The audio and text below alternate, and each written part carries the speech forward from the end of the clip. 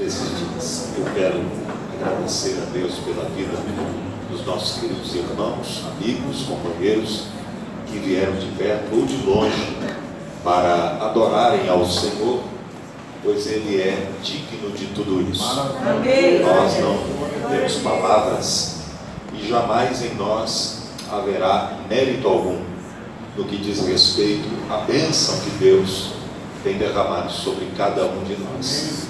Mas isso é o que nós chamamos de graça. É a graça de Deus que nos alcançou, nos envolveu, nos salvou, nos redimiu, nos trouxe até este lugar, para que o nome do Senhor, através de nós, seja glorificado. Quantos vieram glorificar a Deus? Digo amém. Abençoe o pastor Sandro, sua esposa, em nome de Jesus, com quem nós mantivemos o contato para estarmos aqui. Temos alguns amigos em comum, né? Alguns pastores, pregadores, homens de Deus, que acredito que também têm passado por esta casa. Deus abençoe nosso irmão Ismael, toda a sua família, o pastor, toda a sua querida igreja que está sob sua responsabilidade, como de obreiros e obreiras, no nome do Senhor Jesus. Alguém quer ouvir a palavra de Deus? Diga amém. Abra a sua Bíblia comigo no livro do profeta Isaías.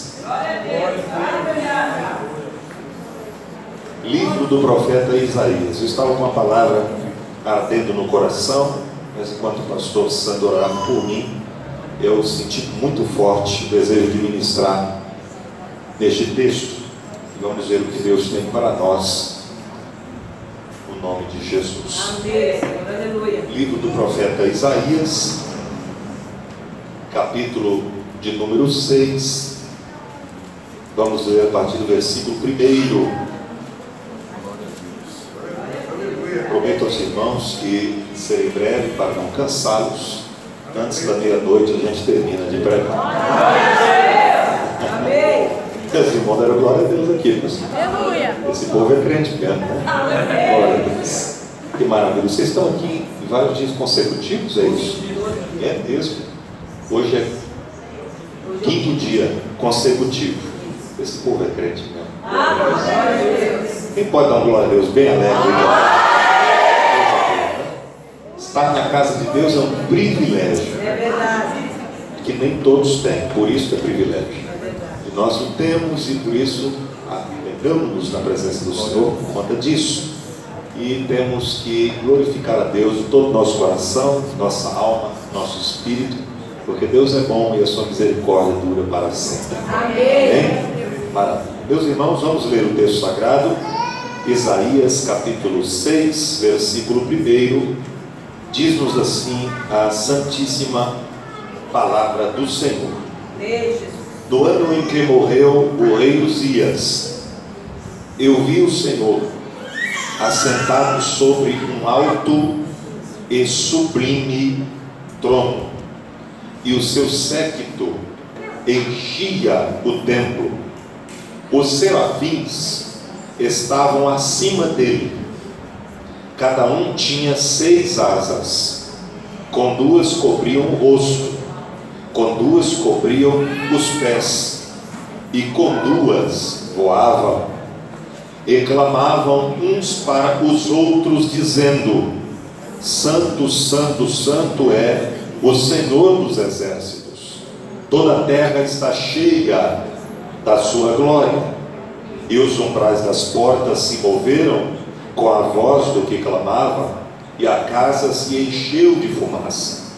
Então disse eu: ai de mim, que vou perecendo, porque eu sou um homem de lábios impuros, e habito no meio de um povo de impuros lábios, e os meus olhos viram o Rei, o Senhor dos exércitos. Mas um dos serafins voou para mim, trazendo na sua mão uma brasa viva, que tirara do altar com uma tenaz, e com ela tocou a minha boca e disse: eis que isto tocou os teus lábios, a tua iniquidade foi tirada e purificado o teu pecado. Depois disso ouvi a voz do Senhor que dizia: a quem enviarei? E quem há de ir por nós? Então disse eu: eis-me aqui, envia-me a mim. Quem pode dizer amém? Amém. Muito bem, queridos irmãos, Igreja de Cristo aqui reunida nesta noite, O texto que nós lemos é, sem dúvida alguma, um dos textos mais emblemáticos das páginas do Antigo Testamento. É claro que, a bem da verdade, o Antigo Testamento não é a nossa regra de fé e conduta para os dias atuais, mas o que nele está contido traz a nós experiências singulares e nos mostra como Deus age na vida daqueles que permitem, através da fé, que Ele faça. Esse texto é um texto muito lindo, todos nós o conhecemos, sem dúvida alguma. Todos que aqui estão já ouviram alguém falar sobre esse texto, já leram esse texto, já quem sabe até cantaram esse texto, porque é um texto muito conhecido, ele está na nossa memória. Porém, o que Deus tem para nós aqui esta noite é uma mensagem baseada neste capítulo, para que esta mensagem profética, como é, transforme a nossa vida de uma forma espetacular. Amém. Quantos creem nisso, digam glória a Deus. Amém. O livro do profeta Isaías é considerado teologicamente um dos livros dos profetas maiores. Vocês sabem perfeitamente que teologicamente há esta classificação, que não é bíblica, repito, é teológica, apenas para fins didáticos e pedagógicos, ou seja, para que aprendamos de uma forma mais fácil a palavra de Deus. Eles classificam-na de uma forma específica, e dentro dessa classificação existem os profetas maiores e os chamados profetas menores. Os profetas maiores são Isaías, Jeremias, Ezequiel e Daniel. Os outros 12 profetas, que vão de Oséias a Malaquias, são chamados de profetas menores. Pastor, por que esta diferença? Qual é a grande questão que envolve os maiores e menores? Uns são mais importantes do que outros? Não entenda dessa forma. Não significa que os profetas maiores, assim chamados, são superiores ou são mais importantes do que aqueles que são chamados de profetas menores. Apenas há uma classificação para que entendamos que os profetas maiores, preste atenção, tiveram um tempo ministerial, e isso é muito interessante, maior e superior aos que são chamados de profetas menores. Por exemplo, o profeta Isaías profetizou durante muito tempo, por isso ele é considerado profeta maior, além dos seus escritos, que são extremamente importantes. A própria cultura judaica vai classificá-lo como um dos profetas mais excelentes do Antigo Testamento e também um dos profetas áureos da literatura da língua hebraica, pois este homem soube como ninguém escrever e se expressar em seu idioma, o seu idioma natal. E aqui nós temos uma grande mensagem que todos nós conhecemos, mas não cansamos de repetir. O livro do profeta Isaías vai traçar um perfil muito importante, muito interessante e espetacularmente vai trazer à nossa memória o que tange aquilo que Deus quer a nós. Olha só que coisa, o texto que nós lemos no versículo 1 nos diz o seguinte: no ano que morreu o rei Uzias. Olha para mim, não diz depois que morreu o rei Uzias, como muita gente prega. Existe uma frase, e nós a lemos: no ano em que morreu o rei Uzias. Não diz que foi depois, nem diz que foi antes. A Bíblia diz que ele teve uma visão no ano que morreu o rei Uzias. Isso pode ter acontecido depois de sua morte ou antes de sua morte, mas foi no ano que ele morreu que Isaías teve uma grande visão. A Bíblia nos conta a história de Uzias, e Uzias era a princípio um rei piedoso, um homem de Deus, a serviço do céu. Ele, como ninguém, foi um rei da tribo de Judá. Vocês sabem que o reino de Israel, após a morte de Salomão, fora dividido, e dentre as 12 tribos, 10 ficaram no norte e 2 ficaram ao sul. As 2 eram Judá e Benjamim. Benjamim, por ser menor, vai ser anexada posteriormente à tribo de Judá, que era a maior de todas as 12 tribos, e ficam como uma só tribo, a tribo de Judá, reino do sul, onde a capital era Israel. Israel é a capital, melhor dizendo, a capital sendo Jerusalém. E em Jerusalém existia o templo de Salomão. Olha que coisa interessante. O templo de Salomão ficava em Jerusalém, mas após a divisão do reino, o povo de Israel que estava no norte aprou em seu coração fazerem um templo para que não precisassem ir até Jerusalém para cultuarem. E o grande problema foi que eles fizeram templos com bezerros de ouro, enquanto que em Jerusalém existia o templo de Salomão com a arca de ouro, a arca que representava singularmente a presença de Deus. Lá no norte eles estavam adorando aos bezerros construídos por mãos humanas, feitos de ouro. Há uma grande desconexão entre as duas partes de Israel, a parte sul e a parte norte. Mas em Judá foram vários reis que se levantaram.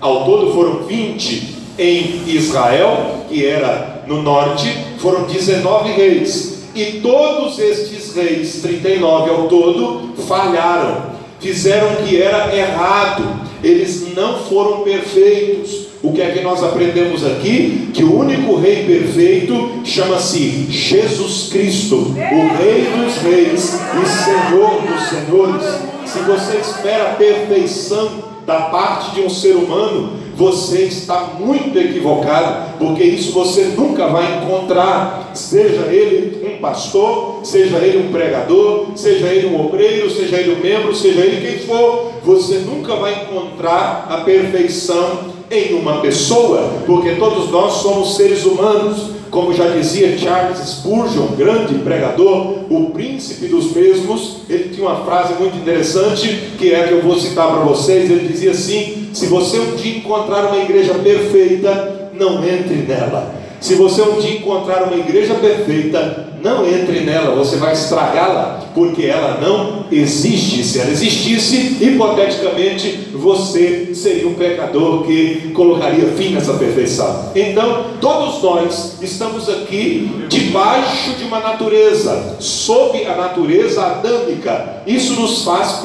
pecadores, mas o fato de sermos pecadores não nos isenta da salvação. Pelo contrário, quando nos arrependemos dos nossos pecados, Jesus nos alcança com a sua graça. Esta graça nos transforma e nos leva a outra dimensão, a dimensão de Deus, e nós passamos a ser salvos na pessoa bendita de Jesus Cristo. Ninguém aqui é salvo porque merece, ninguém aqui é salvo porque é bonitinho, ninguém aqui é salvo porque tem dinheiro na conta bancária, ninguém aqui é salvo porque faz a obra de Deus, ninguém aqui é salvo porque prega, ninguém aqui é salvo porque ensina, ninguém aqui é salvo porque dizima, ninguém aqui é salvo porque ora. A gente é salvo para fazer tudo isso, mas a salvação que conquistou foi Jesus na cruz. Nós não somos salvos pelas obras, mas somos salvos para as obras. Então trabalhe para Jesus, porque Ele vai agir na tua vida.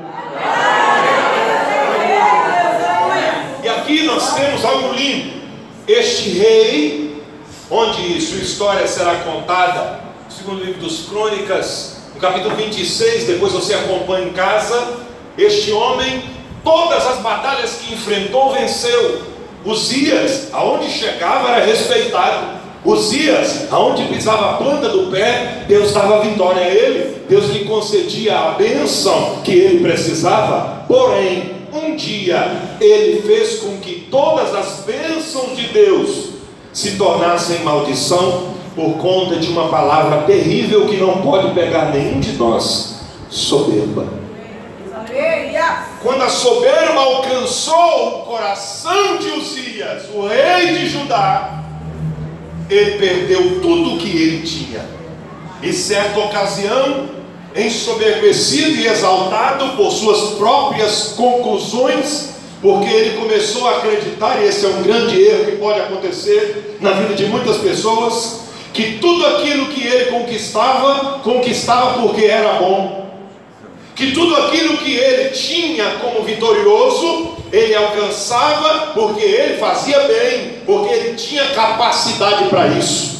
Mas este é um grande equívoco, porque se nós recebemos alguma vitória nesta vida, ela vem da parte de Deus e não de nós. Você pode ser o melhor na sua área, mas se você não tiver na dependência de Deus, isso tudo passará. Mas se você estiver debaixo da potente mão do Senhor, esta bênção nunca se retirará da sua vida. Levante a mão e glorifique o nome do Senhor. Ele disse: certo dia eu irei, entrarei no templo e oferecerei incenso ao Senhor. Mas ele era rei, não era sacerdote. Quem oferecia incenso ao Senhor era o sacerdote. Para ser um sacerdote existiam várias exigências. Vou citar as duas mais importantes e depois essas duas vinham as outras. Se não tivessem essas duas condições, você não poderia ser um sacerdote. A princípio, em primeiro lugar, para ser um sacerdote você precisaria ser da tribo de Levi. Em segundo lugar, não bastasse ser da tribo de Levi, você precisaria ser da família levítica de Arão. Para ser sacerdote, eu precisava ser da tribo de Levi, da família de Arão. Vocês se lembram? Arão, irmão de Moisés. Consequentemente, Moisés e Arão também eram levitas. Mas quem não fosse, não poderia ser sacerdote. E eram os sacerdotes quem Deus estabeleceu para fazerem o serviço no templo e anteriormente no santuário. Mas o rei, que era da tribo de Judá, portanto da tribo real e não da tribo sacerdotal, colocou no seu coração e pensou o seguinte: eu sou o rei desse negócio aqui, quem manda aqui sou eu, todo expediente da tribo sai das minhas mãos e dos meus lábios, então eu vou fazer o que eu colocar na minha cabeça, vou fazer aquilo que eu determinei fazer, eu vou entrar e vou oferecer o incenso. Aí a Bíblia nos diz que mais de 80 sacerdotes se opuseram a ele e disseram-lhe: não faças tal, rei, se o senhor fizer isto, o senhor pode ser morto, Deus não vai aceitar. Ele disse: como não? Eu sou o rei, eu faço o que eu quiser, e vocês calem a boca e saem da minha frente, porque quem paga o salário de vocês aqui sou eu, quem faz com que tudo sou eu, saio daqui. E ele entrou, porque quem está obstinado a pecar geralmente não ouve a voz de Deus, e muito menos a voz dos servos de Deus. Quem quer pecar não consegue ouvir a voz da obediência. Então ele entrou, e quando ele entrou com o incenso, vocês se lembram que o incenso servia para purificar o ambiente com perfume, para extirpar o cheiro do sangue do animal que havia sido morto. Então quando ele entrou com o incenso era bom, mas quem estava entrando com ele era mau. Tem muita gente achando que basta cantar bonito que Deus vai receber. Não vai. Tem gente achando que basta pregar bem que Deus vai receber. Não vai. Tem gente achando que basta enfeitar o templo e todos vão admirar e Deus vai admirar também. Não. Tem coisa que se faz bem, mas é má. Vocês se lembram quando Davi ele está conduzindo a arca e sob os bois está a arca, e a arca começa a ir, e a Bíblia diz que todos começam a cantar, a louvar a Deus. O louvor era bonito, era lindo, era afinado, era tudo de bom, só que Deus não recebeu porque estava errado. E o que está errado pode ser bonito, mas está errado. A Bíblia diz que o errado é errado e o certo é certo. A gente vive numa sociedade que corrompe os bens e os grandes ensinamentos da palavra de Deus, os seus aqueles que estão equivocados, com a sua mente totalmente cauterizada com o secularismo, eles dizem assim: não, se está dando certo é porque Deus está no negócio, se está dando certo é porque é o certo. Mentira do diabo, que nem tudo que dá certo é certo. Tem coisa que é certa, mas não pode dar certo, porque Deus não está naquilo. Deus está falando com alguém. A Bíblia diz que ele entrou, o que ele estava fazendo era o certo na sua ótica. Ele estava querendo adorar a Deus, só que Deus não o estabeleceu para isso. Então faça somente aquilo que Deus colocou na sua mão para você fazer. Não queira entrar na área que você não conhece, porque senão você vai fazer o que é bonito de maneira errada. Mas Deus está falando conosco aqui: faça o que é certo de maneira certa, e Deus vai te honrar este ano.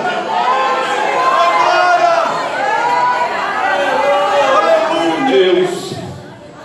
Aí a Bíblia diz que ele entrou, e quando ele entrou e ofereceu incenso, imediatamente a lepra feriu-lhe a testa.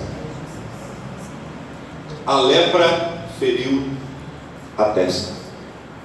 Quem já estudou um pouquinho sobre lepra sabe que essa doença, quando alcança o corpo de uma pessoa, geralmente quase que 99% das vezes começa por baixo, não por cima. Começa pela ponta dos dedos dos pés, a ponta dos dedos das mãos, vai pela extremidade do corpo, vai comendo a ponta das orelhas, a ponta do nariz, e assim sucessivamente, e depois atinge o corpo por completo. Mas no caso de Uzias, não era uma lepra comum.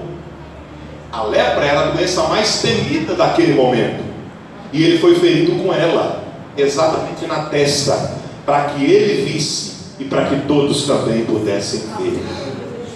Deus estava dizendo: eu estou ferindo, para que tu saibas que as minhas coisas são santas, e não podem ser feitas de qualquer forma, nem por qualquer um.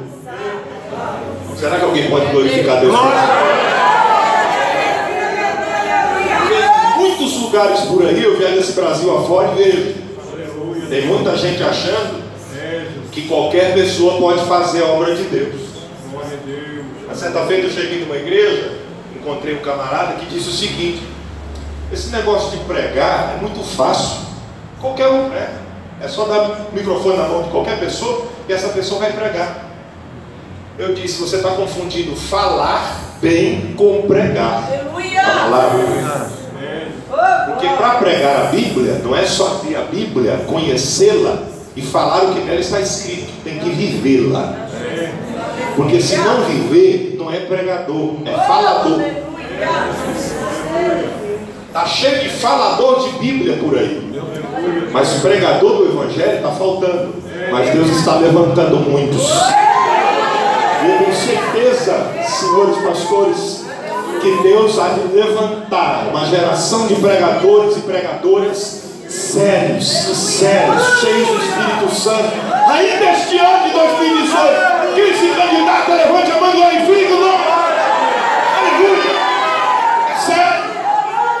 Uzias pensou porque tinha autoridade, porque tinha dinheiro, porque tinha influência, porque tem gente que acha que a obra de Deus é comandada assim, por influência, por dinheiro. Eu sou o mais rico da igreja, eu faço o que eu quiser, aqui quem manda sou eu, meu dízimo é o mais alto. Conversa.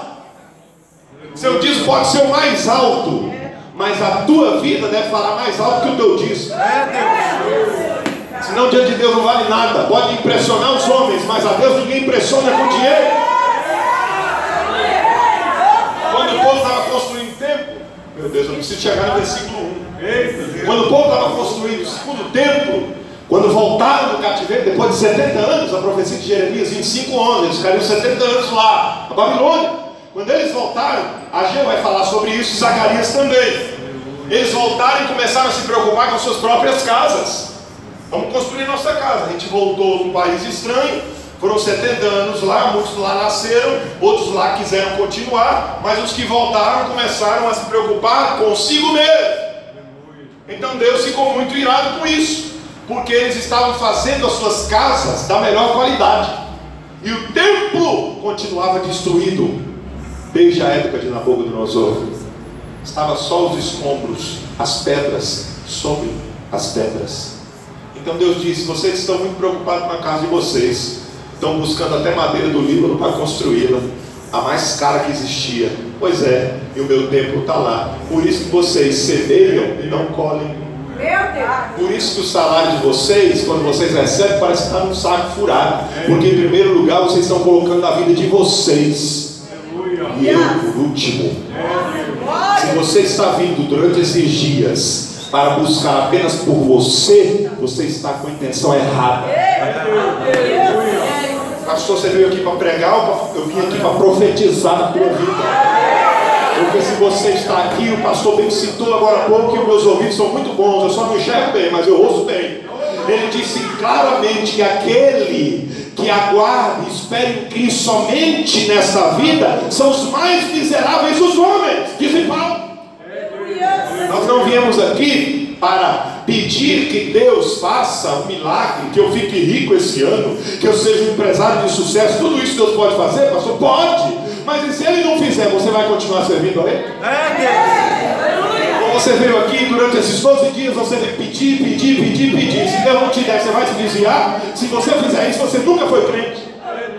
Porque você deve vir aqui para adorar a Deus em primeiro lugar, e depois, se der tempo, você pede. Porque Ele já sabe o que você precisa, Ele já sabe o que você quer, Ele já sabe o que você necessita. Então adore a Deus com alegria, porque vai chegar na tua mão.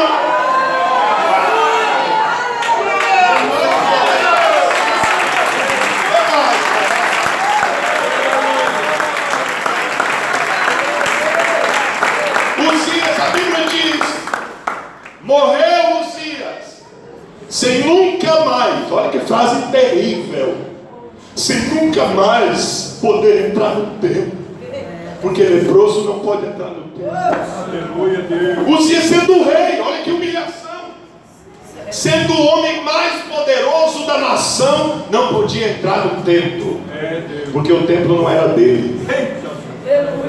Ele podia mandar no palácio dele, mas no templo de Deus quem manda é Deus. Lá na sua casa quem manda é você, mas aqui quem manda é Deus. Lá no seu trabalho quem manda pode ser até você, mas quem manda aqui é Deus. Então se submeta à vontade de Deus, porque Ele está levantando uma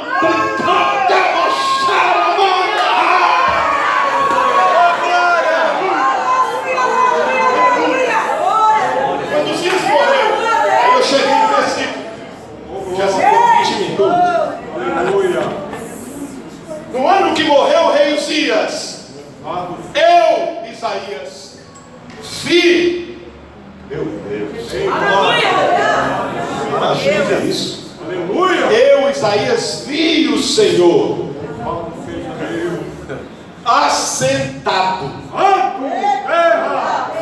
em um alto e sublime trono. Eu não sei se Uzias já estava morto, mas se ele estivesse morto, Deus estava querendo dizer algo muito interessante. Porque quando ele morreu, a história nos revela que o trono ficou desocupado por muito tempo. Não foi assumido o trono rapidamente após a morte de Uzias. O trono ficou vago. Deus aparece para Isaías sentado num trono. Deus está querendo dizer o seguinte para Isaías: aí embaixo pode ter um trono vazio, mas aqui em cima o trono jamais fica desocupado.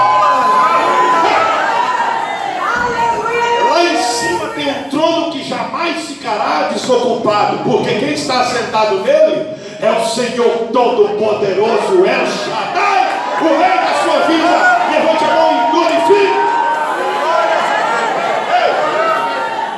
Lá está sentado o Senhor em um alto. Irmão, deixa eu entrar um pouquinho nisso aqui, porque tem gente que acha que vai chegar do céu e vai encontrar Deus. Quem é Deus? Um velhinho barbudo sentado numa cadeirinha velha. Irmão, você está de brincadeira. Deus não está sentado numa cadeirinha Deus não está sentado num banco. Vocês ouviram o que a Bíblia diz? Deus está sentado num trono. E não é um trono qualquer, é alto e sublime. É alto, ou seja, está acima de tudo.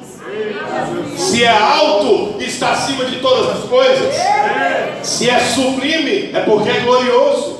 Se é sublime, é porque é virtuoso. Se é sublime, é porque é excelso. Se é sublime, é porque é magnânimo. Se é sublime, é porque é grande. Se é sublime, é porque é fiel. Se é sublime, é porque é santo. Se é sublime, é porque Se é sublime, é porque é espetacular, é estratosférico, é transcendente, é magnificente, é imanente, é poderoso, é eterno, é justo, é santo. E a mente amor glorifica o nome do teu.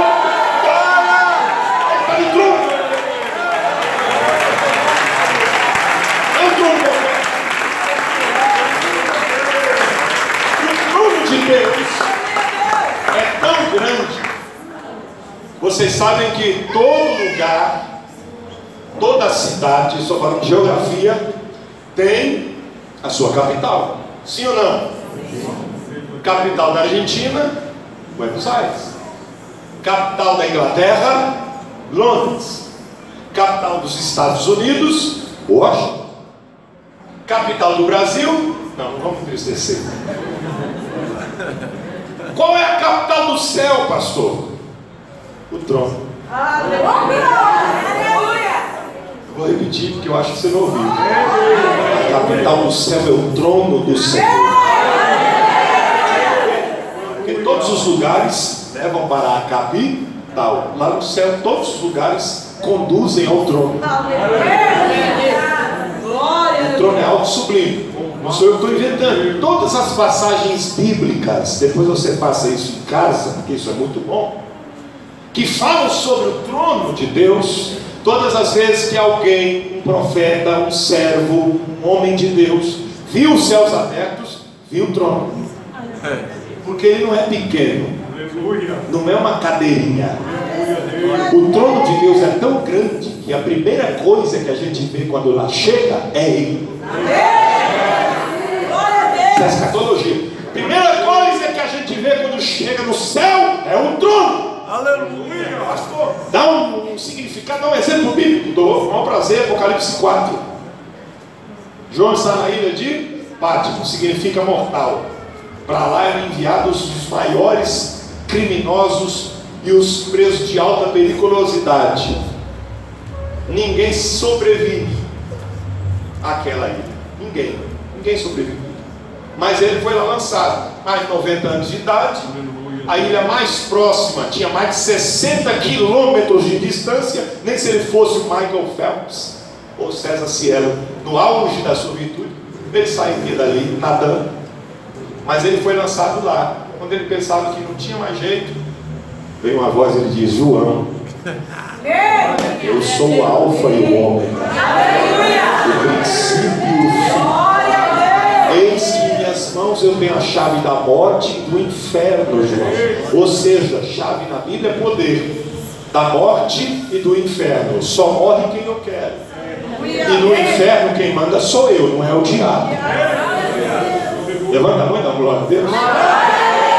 Por isso que Jesus disse: as portas do inferno não prevalecerão. O que quer prevalecer? Resistir contra a minha igreja. Cadê a igreja aqui? Cadê a igreja militante? Levante a voz e glorifique. 2018 é o ano da batalha, mas também o ano da vitória. Ele viu o Senhor sentado no alto sublime trono. Aí o texto continua e a Bíblia diz: e o seu séquito, a aba das suas vestes enchiam o lugar. Alguns estudiosos dizem de maneira muito linda que quando um rei na antiguidade vencia outro rei numa batalha, cortava-lhe as vestes e emendava na sua. Ou seja, o rei perdedor tinha um pedaço das vestes arrancado E o rei vencedor tinha um pedaço das vestes aumentado. Aleluia, Deus. A Bíblia diz que Isaías viu o Senhor assentado no alto e sublime trono. Mas onde Isaías está? No templo. E onde estão as abas das vestes do Senhor? No templo. As abas de suas vestes enchiam o templo. Onde ele está? No templo. Onde Deus está? No céu. Vinha lá de cima e chegava embaixo. Olha o tamanho das vestes de Deus. É uma visão. Deus está dizendo a Isaías: Isaías, olha o tamanho das minhas vestes. Glória a Deus. Nenhum rei nessa terra pode me vencer. Pelo contrário, eu sou o mais vitorioso de todos eles. Eu sou o grande vitorioso. Ei, irmão, com Deus não tem nem empate, é só vitória. Com Deus é sempre vitória. Quem pode adorar a Deus que é vitorioso? As abas das suas vestes enchiam o templo. Versículo 2. Todo 2 aí. Serafins voavam, olha só, acima. E a Bíblia diz: cada um tinha 6 asas. Não vou falar das asas hoje porque não dá tempo. Mas cada um tinha 6 asas. Quando os cobriam os rostos, quando os cobriam os pés, quando os voavam. Versículo 3: e clamavam. Serafins é uma categoria angelical de excelência. É a única aparição objetiva dos serafins na Bíblia. Se eu perguntasse para alguém que conhece Bíblia, meu irmão, minha irmã, me cite uma passagem que não seja Isaías 6 que fale dos serafins, ninguém encontra. Por quê? Porque não tem. Glória a Deus, aleluia. Olha que coisa interessante. É a primeira e a única vez que aparece a palavra serafins objetivamente na Bíblia. Esses serafins são anjos diferenciados. No hebraico, a palavra seraf significa ardentes. Dá a entender que eles são anjos que resplandecem como fogo. Tem algum crente pentecostal que gosta de fogo aqui? O fogo de Deus é o fogo santo. É o fogo que você está sentindo aqui desde que chegou. É o fogo que eu estou sentindo dentro da minha alma. É o fogo que nos purifica. É o fogo que nos alegra. É o fogo que nos restaura. É o fogo que nos aquece. É o fogo que nos guia. É o fogo que nos dá iluminação. É o fogo que nos traz à tona o que é errado e queima o que é do diabo. Levante a mão e adore ao Deus. Anjos de fogo voavam acima dele e clamavam. 12 dias de clamor. Aleluia. Pastor, o que é clamar? Pastor, eu acho que clamar é você se ajoelhar e ficar assim. Não. Pastor, clamar é o quê? É chegar e ficar em pensamento, em oração? Não. Pastor, o que é clamar? O som está clamando aqui? O que é clamar? É exatamente isso. É gritar.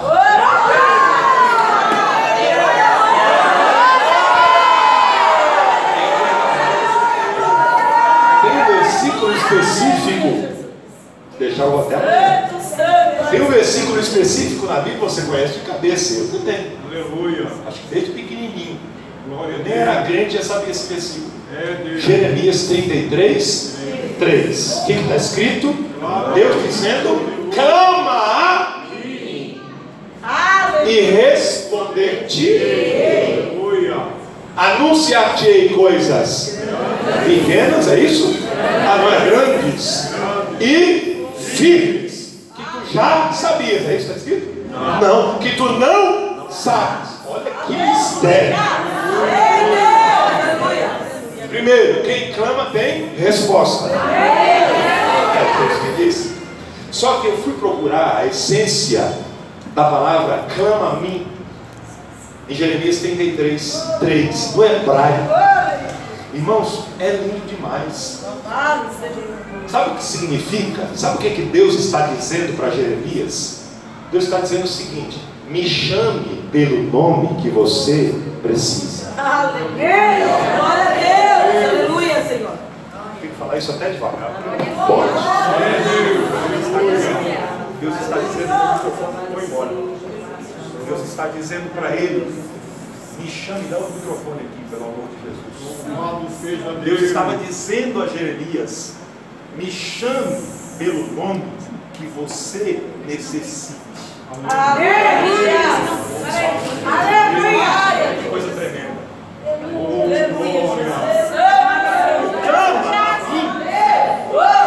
É especificamente uma mensagem Da parte de Deus, é porque é rosa. Brincadeira. O grande conhecimento extraído desse versículo é este. Deus está dizendo para Jeremias dizer: olha, Israel, clame a mim, me chame, porque clamar no texto, dentro da cultura hebraica, era gritar por socorro a alguém que podia ajudar. É por isso que a gente clama 12 dias seguidos, clamando a quem? A quem pode ajudar. Irmãos, sinceramente, eu sou uma pessoa muito aberta.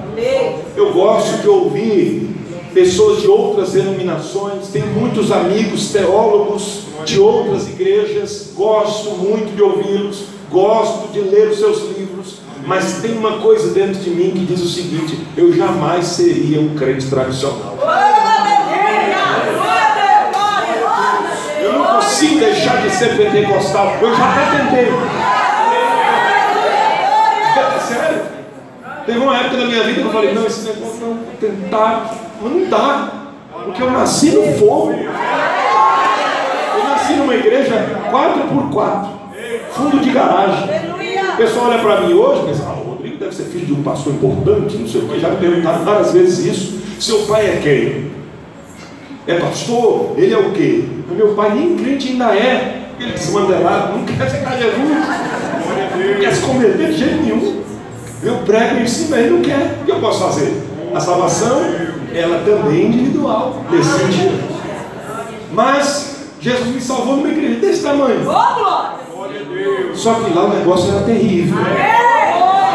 Irmão, tinha dia que o culto quase não acabava. O povo lá não sabia nem ler a Bíblia direito, mas orava: Deus, e Deus responde. Eu cresci nesse ambiente. Então, eu não consigo ficar longe deste barulho santo de adoração ao Senhor.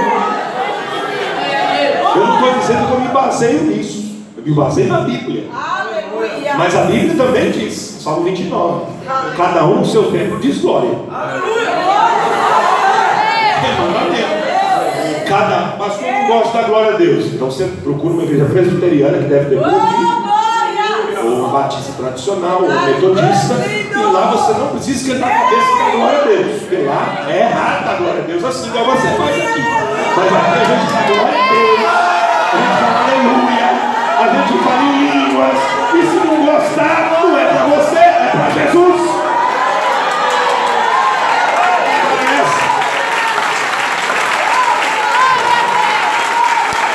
O negócio é esse. Pentecostal é igreja conhecida como barulho. Mas não é um barulho qualquer. Não é um barulho do funk promíscuo, profano. Não é. Porque tem gente que faz essa comparação ridícula. Que a gente não, porque os crentes fazem barulho à noite, a gente também pode fazer. Só que esse barulho aqui é santo. Aqui não tem palavrão. Aqui não tem incentivo às drogas. Aqui não tem incentivo ao sexo ilícito. Aqui tem incentivo à santidade. Aqui quando a gente dá glória a Deus, a gente quer ser santo. Quando a gente dá glória a Deus, a gente quer receber poder. Quando a gente diz aleluia alto, quando a gente canta glória a Deus, é porque a gente quer chegar mais perto do céu. É porque a gente quer sentir a glória de Deus. Quem quer? Levante a voz e adore. Receba o poder de Deus, clama ao Senhor.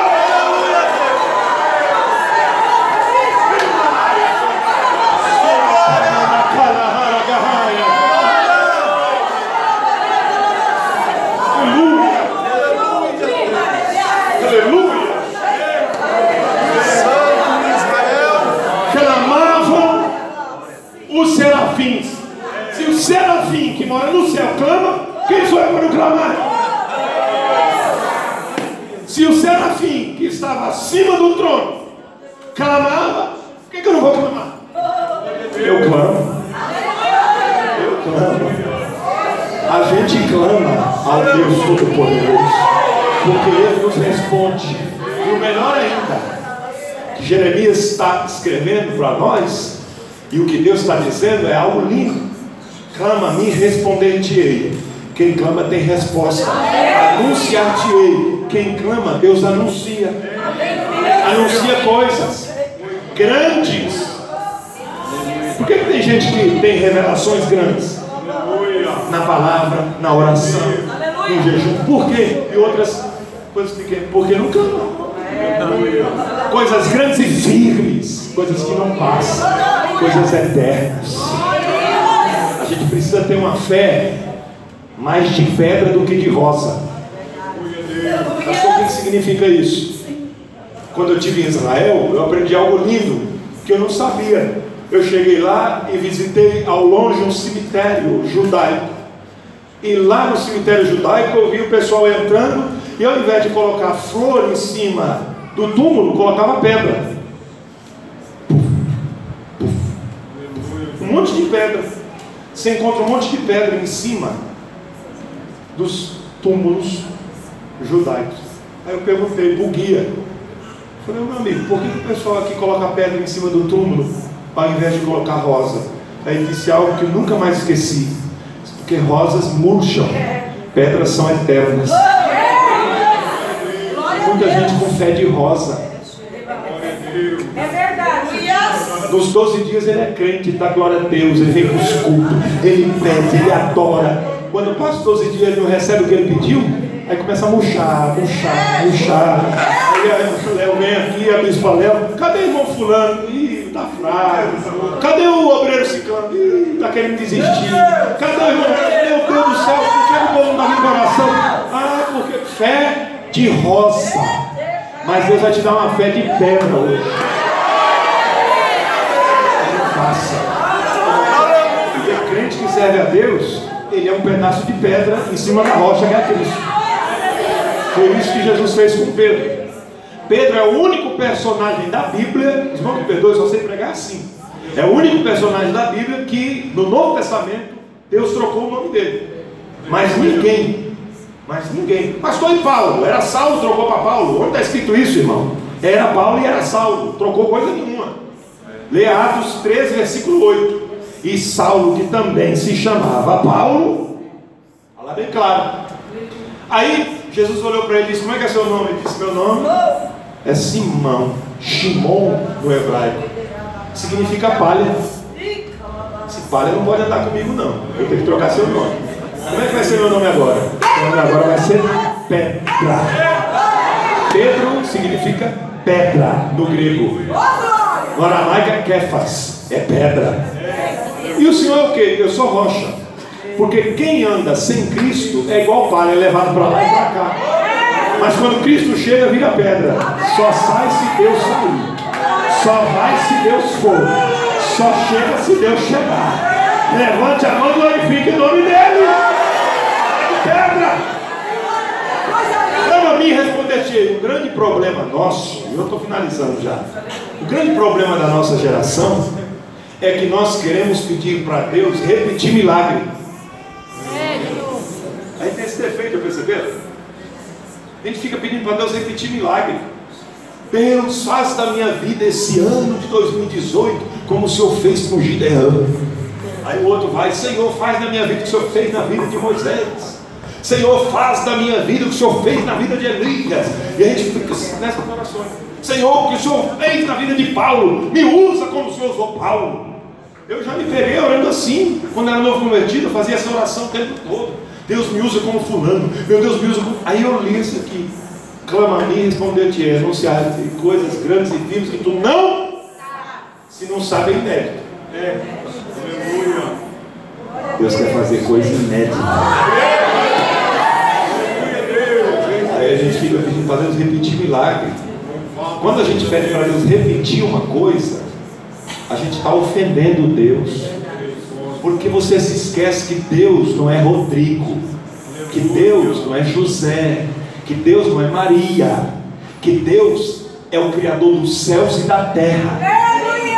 A Bíblia diz que Ele criou do nada. O não existente passou a existir. Não tinha absolutamente nada. Deus disse: haja e houve, porque há poder na palavra de Deus. Aí quando a gente diz: Senhor, repete isso, parece que eu estou vendo Deus lá no céu olhando assim: meu filho, eu tenho um estoque de milagre inédito aqui, você fica pedindo para eu repetir? Eu quero fazer coisa nova na tua vida. Você já viu que Jesus gostava de fazer coisa nova? Você já viu que Deus sempre gostou de fazer coisas novas na vida dos seus servos? Vou dar só um exemplo. Profeta Eliseu está lá naquela casa onde ele passou a morar, profetizou o filho para a mulher, o menino morreu.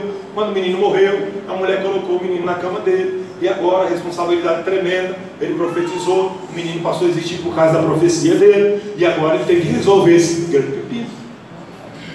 Aí, e agora, o que eu faço? Senhor, por que o Senhor fez isso comigo?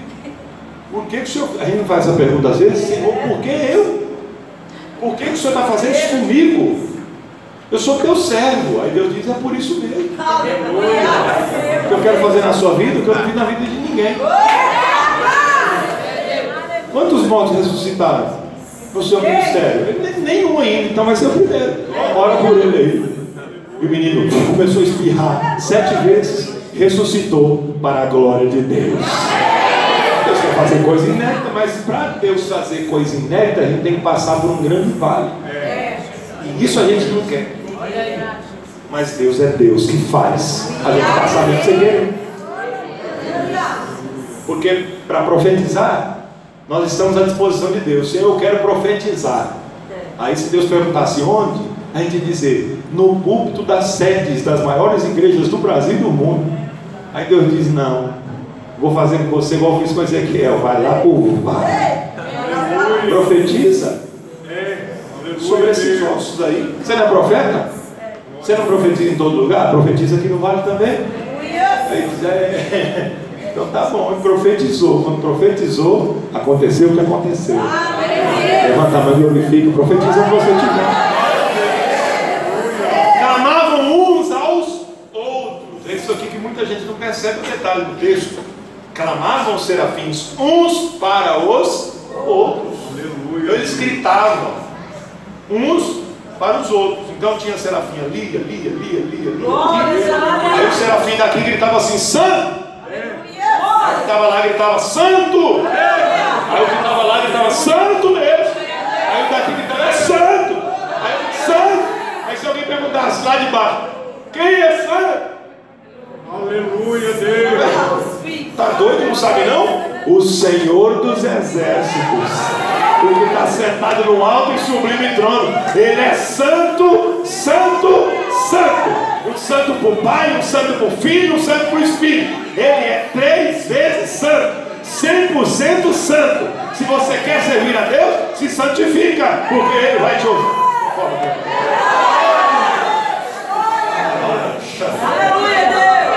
Mas eu tenho que finalizar. Posso orar, pastor? Vamos orar? Eu queria até no 8, mas eu tenho mais uns 4 dias. Glória a Deus. Seja Deus. Clamavam uns para os outros dizendo: santo, santo, santo. Eita, quer um 2018 abençoado? Se santifica. Aleluia. Você acha que é passe de mágica vir aqui, fazer os 12 dias e tudo está resolvido? Se você não se converter, não vai acontecer nada. Quem tem que mudar é você, não é o ano.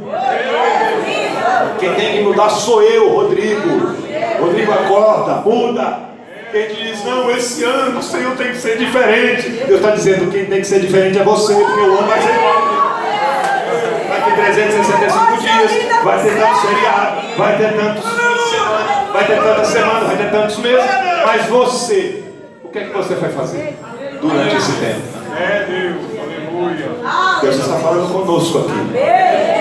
Eu já decidi o que é que eu vou fazer neste ano. Eu não sei você. Mas eu já coloquei na minha pauta de oração. Porque a Bíblia diz que eu não posso fazer planos sem colocar Deus nos planos. Tiago, irmão de Jesus, vai dizer isso. Quem vocês pensam que são para dizer: este ano vou viajar, vou ficar tanto tempo trabalhando? Está aqui o texto. E depois eu vou voltar e não sei o que. Aí ele diz assim: quando na verdade vocês deveriam dizer o seguinte: se Deus quiser, eu vou viajar, vou trabalhar, vou fazer isso, aquilo, outro. Eu estou parafraseando o que está na Bíblia. A gente tem que colocar nossa vontade debaixo da vontade de Deus. Quer um 2018 abençoado diferente? Seja obediente à palavra. Esse é o grande segredo. Não tem mágica, é obedecer. Obedecer a Deus é melhor do que sacrificar. Não adianta você jejuar das 4 da manhã e ficar 4, 5, 3, 4, 10 dias sem comer, vai morrer de fome e não vai acontecer nada. Agora, se você se converter de fato, a Bíblia diz que o céu vai ser aberto para a tua vida. Aí olha lá que Deus vai responder. Oh, glória. Segura na mão da pessoa que está do seu lado. Cadê o povo do louvor aqui? O grupo de louvor, vem me ajudar, porque para cantar é difícil. Quem pode falar em línguas, fale. Quem pode dar glória a Deus, glorifique. Quem tem aleluia, tem aleluia. Mas não fique calado, clame ao Senhor. São 12 dias de clamor, então tem que clamar, porque Deus vai responder coisas grandes e firmes que a gente ainda não sabe. Oh glória, oh glória. Que coisa linda, Jesus. O teu povo veio para clamar. Esse povo é crente, veio para adorar. Esse povo veio para receber a tua presença. Esse povo veio para ser cheio da tua glória. Esse povo não está preocupado com os bens materiais dessa vida. Esse povo veio aqui para receber poder. Esse povo quer ser santo. Esse povo quer para o céu. Glória! Receba o poder de Deus para ser santo. Receba o poder de Deus para ser mais crente. Receba o poder de Deus para orar mais. Receba o poder de Deus para jejuar mais. Receba o poder de Deus para ler mais a Bíblia. Receba o poder de Deus para amar mais. Receba o poder de Deus para ser mais humilde. Receba a glória de Deus para descer.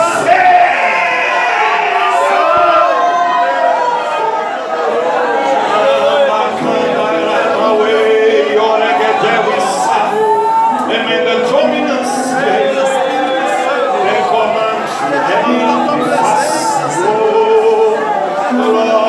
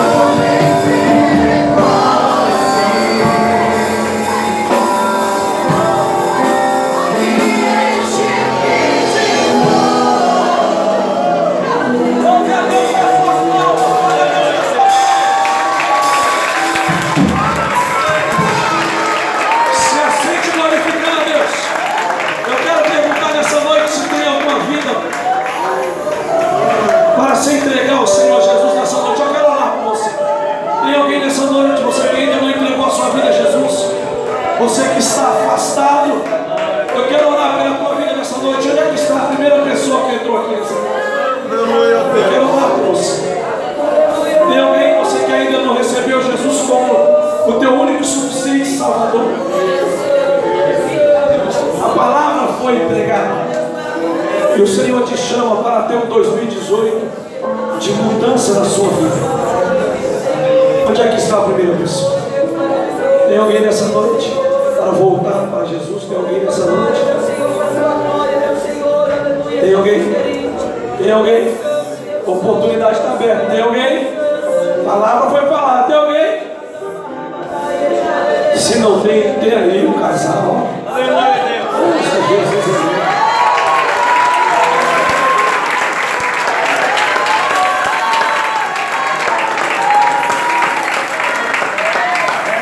Mais alguém? Mais uma vida? O jovem, o moço, o rapaz. Santo. Tem mais alguém? Oh, glória. Estenda suas mãos para cá, feche seus olhos e vamos orar. Ajuda aqui. Estenda suas mãos para cá. Senhor meu Deus e meu Pai, a tua presença está nessas vidas, ó Pai. Ouviram a tua palavra, estão aqui, ó Deus. Oh Senhor, que verdadeiramente, ó Pai, eles estejam aqui se entregando a Ti de coração, arrependido dos seus pecados, arrependido dos seus atos cometidos. E eu tenho certeza que o Teu sangue os purifica nessa hora de todo o pecado. Escreve o nome deles no céu, no livro da vida. Toma eles, ó Deus, guia os passos deles na Tua presença, firmando, Senhor, na rocha, que verdadeiramente eles saiam daqui não como palha, mas saiam daqui mudados como pedras, oh, firmados na Tua presença, na Tua palavra, conserva-os na Tua presença até a Tua vida, Senhor. É o que eu te peço, para a glória do Teu nome. Amém, amém e amém. A paz do Senhor Jesus. Deus abençoe.